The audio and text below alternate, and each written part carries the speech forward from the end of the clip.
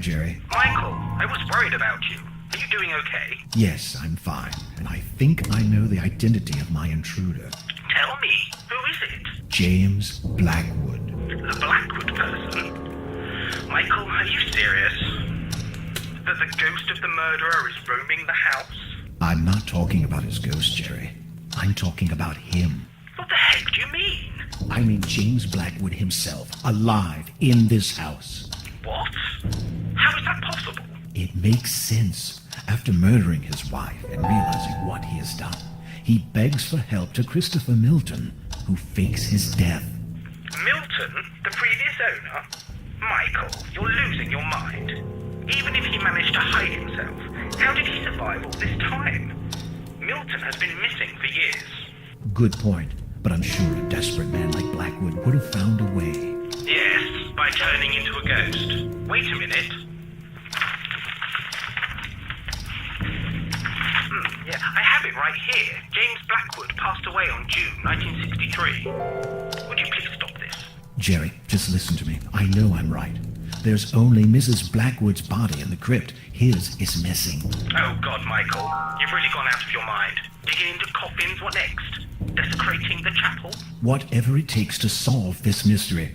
You can only find stories like this in books.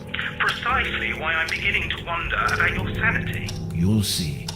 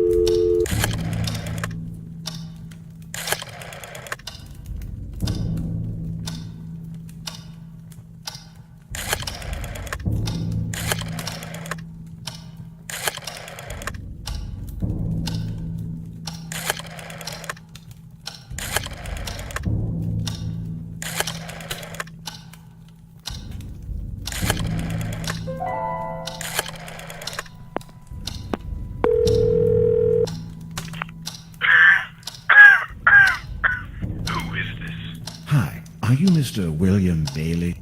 That's me. And you are? Yes, my name is Michael Arthade. I'm a journalist for a local newspaper in Rothbury. I see. And what's this all about? Well, you're the former police chief of this town, aren't you? Indeed. I served many years ago. And you were once in charge of a famous, or should I say, infamous case here?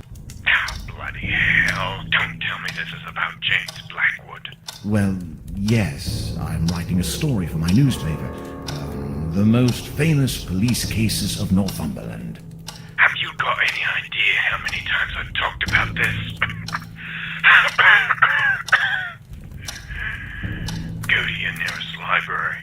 I'm sure you'll find plenty of information about Blackwood there. Please, Mr. Bailey, I beg you.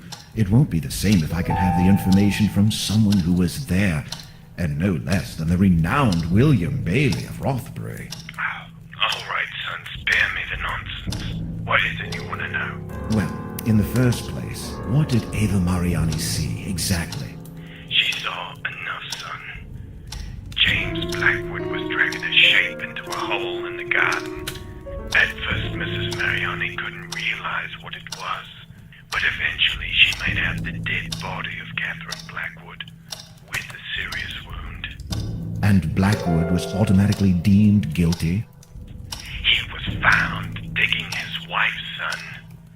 Why did James Blackwood never appear before a jury? When you're someone as renowned and famed as James Blackwood was, you can pretty much avoid the authorities. However, you can't avoid justice.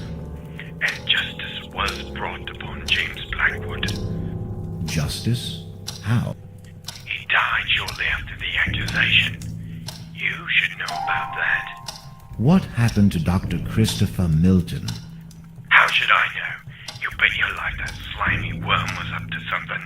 I couldn't prove it, though I spent years investigating him. A shame we couldn't implicate him as much as James Blackwood. Are you saying he could have had something to do with the murder? Blackwood and Milton were very intimate. Milton did the impossible to aid his friend, and even clear his name after he died. You do the math. And was ever determined the cause of death of Catherine Blackwood?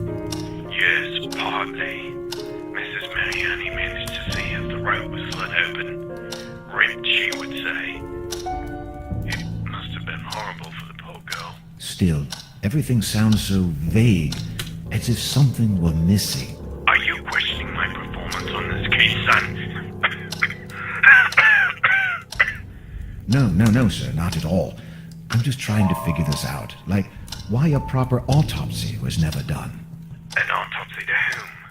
Please, sir, this is very important to me, and I could really use your help. I'm trying to fit all the pieces of this mystery together. Mystery? What mystery? You must be one of those people that just love splitting hairs, don't you? I don't think I understand, sir. Listen, son, that cold-blooded bastard murdered his wife, God knows why. But he and his fancy doctor did the impossible to hamper our investigations. You don't have to be a brilliant detective to realize Blackwood did it. There's always a reason behind a murder. Nobody has ever found out why Blackwood did what he did. Psychopaths don't need any reasons.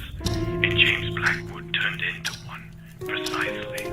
There's got to be something else. I can't believe Blackwood flipped just like that one sunny day. It doesn't make any sense. People flip, son. You could be flipping right now without knowing it.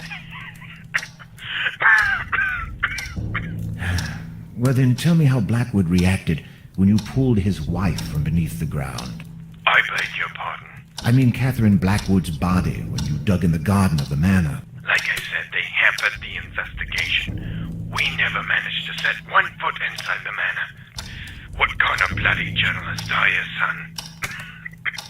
But are you telling me you never actually retrieved the body? That's exactly what I'm telling you. Now, if you don't mind. But wait, this doesn't make any sense. Stop wasting my time, damn it. I was enjoying my retirement until you had the brilliant idea of calling me. I don't want to hear anything else about this case ever again. Please, Mr. Bailey, don't...